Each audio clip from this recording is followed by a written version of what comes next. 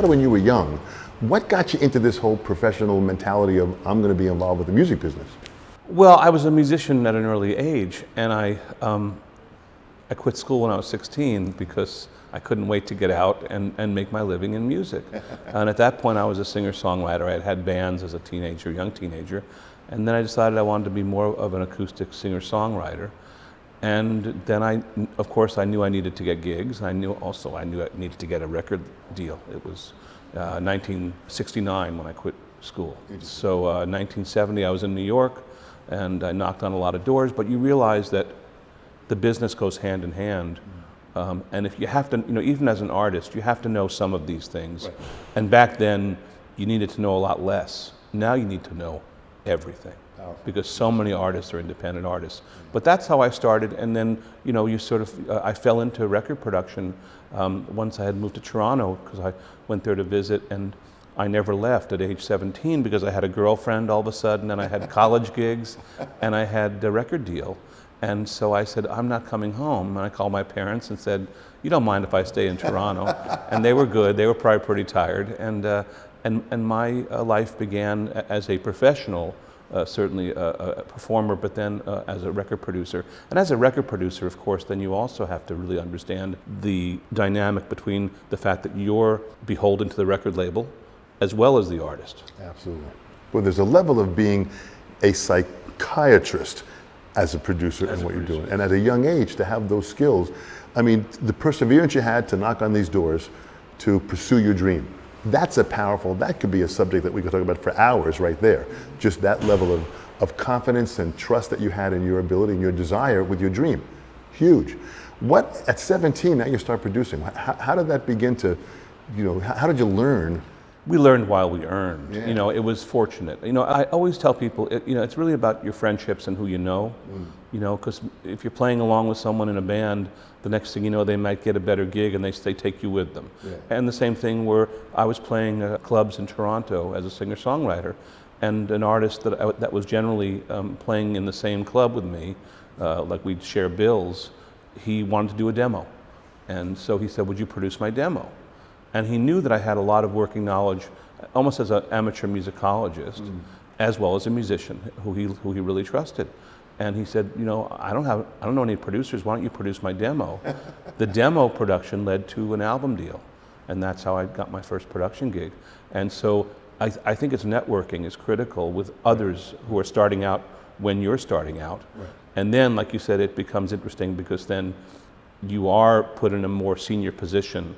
As an artist's wrangler, someone who can really work with the artist to bring out the best in them on every level, and that means emotionally you also have to be there for them. Absolutely. And then as well, you've also got to be, like I said, in deep involvement with the record label to make sure their investment's being taken care of. But that's it. You say their investment. They're concerned about the bottom line. Yes. You're balancing art at a level and bringing personalities together.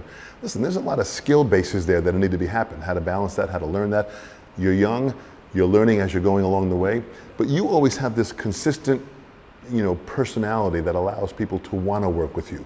That's not true with many people in the industry. You are able to bring them into your world and make them feel good and get to work with them. And the discussions that we were having just recently about even players like Jeff Porcaro to work with these brilliant artists at the time.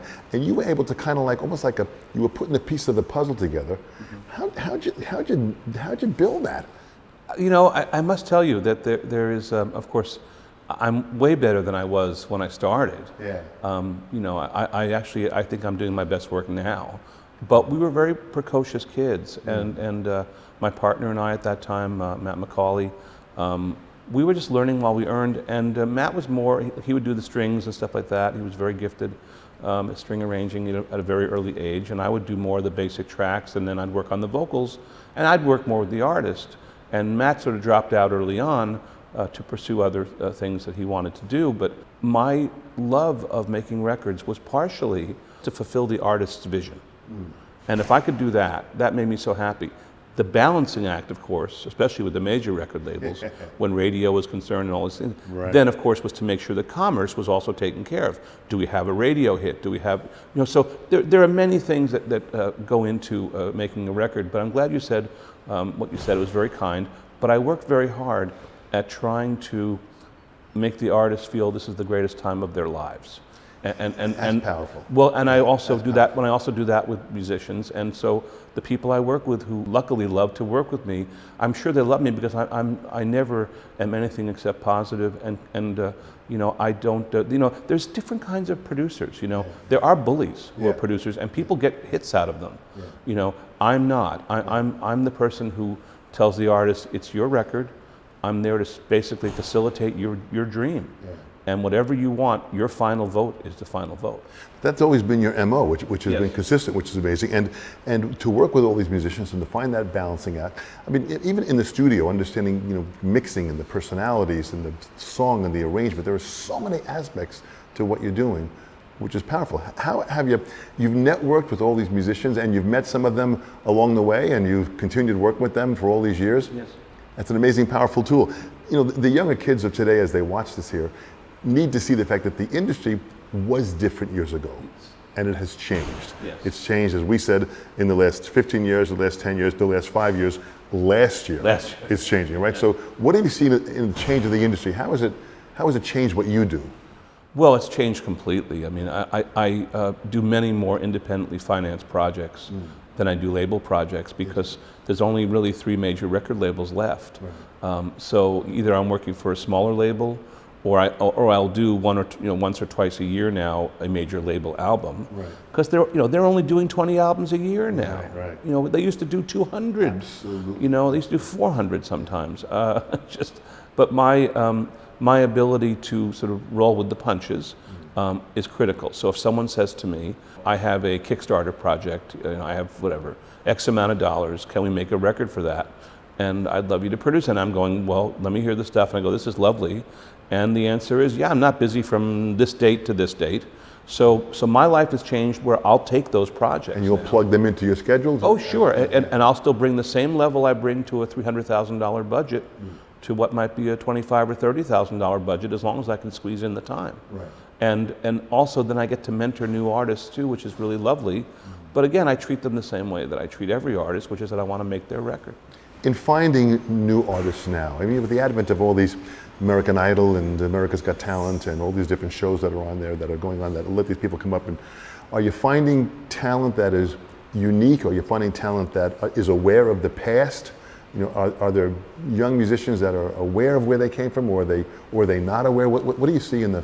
It's interesting because you're covering a lot of ground there. I'm not a fan of the what I call the win a career shows, you know, because I don't believe in that. I think you have to work hard to get where you're going, not just winning on a game show. But I can tell you that probably half the new artists I work with, whether they're the independently financed or small record label, or the ones that they bring me in from a big record label, I would say half of them don't know anything about the past. I have to explain who Joni Mitchell is to a singer-songwriter who's a female. I have to say, you need to listen to Laura Nyro, you need to listen to Joni Mitchell, you need to listen to Sister Rosetta Tharpe, I mean, you name it. And they're looking at me like, well, write them down for me, you know. And I hope they listen, and I hope they love them. Then there are probably another 50% that know and realize we all stand on the shoulders of those who come before us. And so I would say half and half. And the other half are very, very inspired by the last generations. Do you see the next generation kind of like how you were? Do they have that dream? Do they have that perseverance? Do they have that vision? Do they have that desire? Do they have that drive? Are they willing to work hard? Do you see that? I don't see it the same. I mean, I really did have a lot of ambition because I was so convinced that all I could ever do well was music. You were driven with that. That's well, it drove me because it drove me because it was a calling, like the priesthood or something. So I knew I had really gone to a place. Once I hit like age 11 or 12, I saw the Beatles at age 11 on TV, and everything changed. And I started writing songs, and it was a calling. Now you're asking me what I see in the new generation in that. I don't think they're looking at the same world anymore. So I think that they're probably more scared that they won't be able to attain what I thought was possible back then.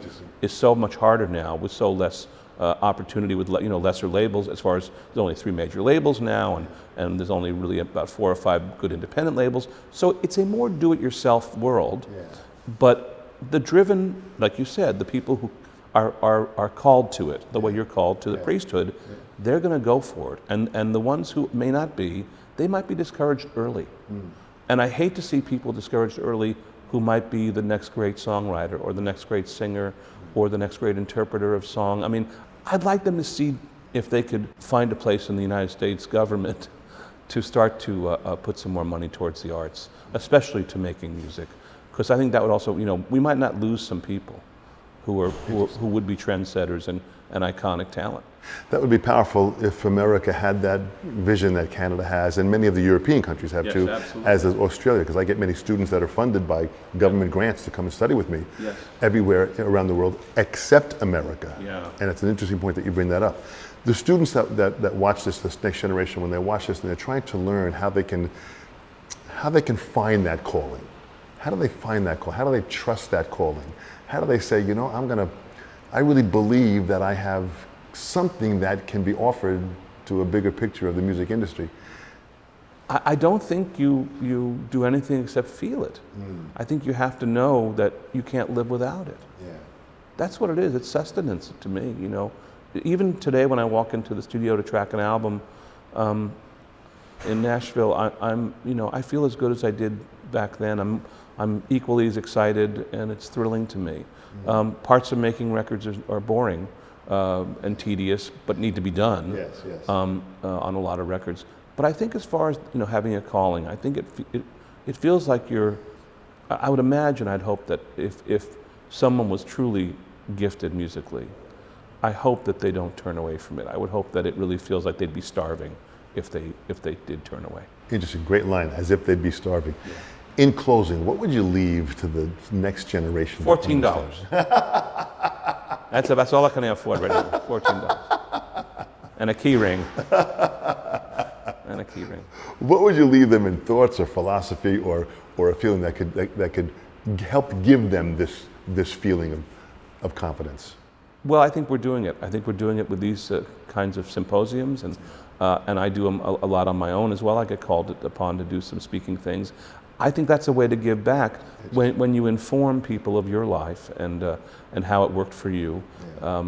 Maybe they can see a little bit of that and go, that might be a nice way for me to keep on this path, and you try to give them some ideas of how to stay on the path. It's hard. I mean, it is.